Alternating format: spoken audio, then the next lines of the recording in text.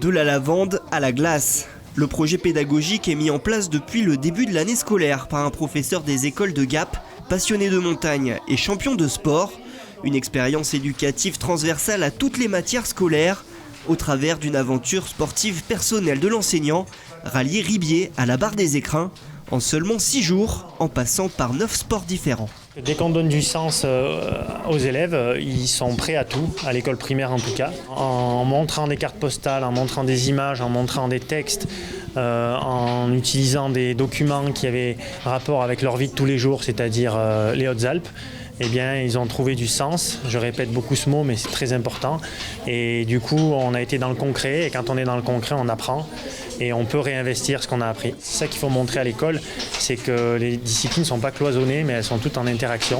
Travail de conversion des unités de distance, calcul des dénivelés, apprentissage de la pyramide alimentaire. Le projet du Haut-Alpin a permis aux élèves de s'impliquer pleinement au travers d'un mélange de sport, de culture et d'écologie. Moi, avant, je connaissais, pas que ma ville, mais pas la barre des écrins, je ne connaissais pas ni Ribier. Là, on apprend des nouvelles choses.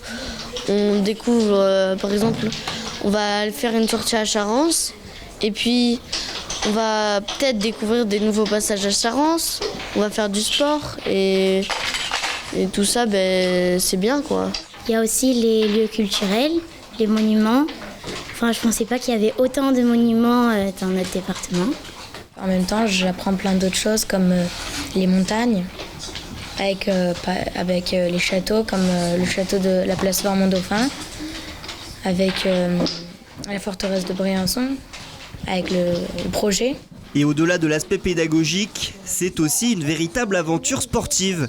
Dès le début du mois de juillet, le maître Stéphane s'élancera de la lavande à la glace pour 465 km et 20 000 mètres de dénivelé positif avec le champion du monde de trail, Nicolas Martin. Un vrai défi sportif qui nous permettra de préparer notre saison aussi estivale à tous les deux. Donc voilà, ça va être assez difficile avec de nombreuses montagnes à gravir tout de même, entre le Chailleul, le Morgon, le pic de Rochebrune, le Mont Tabor et pour finir la barre des écrins. Mais voilà, on aime aussi les défis sportifs avec Nicolas, c'est pour cette raison qu'on a allié tout ça ensemble. Une traversée à laquelle les élèves sont bien sûr conviés avec une journée de partage prévue à Charence le 4 juillet.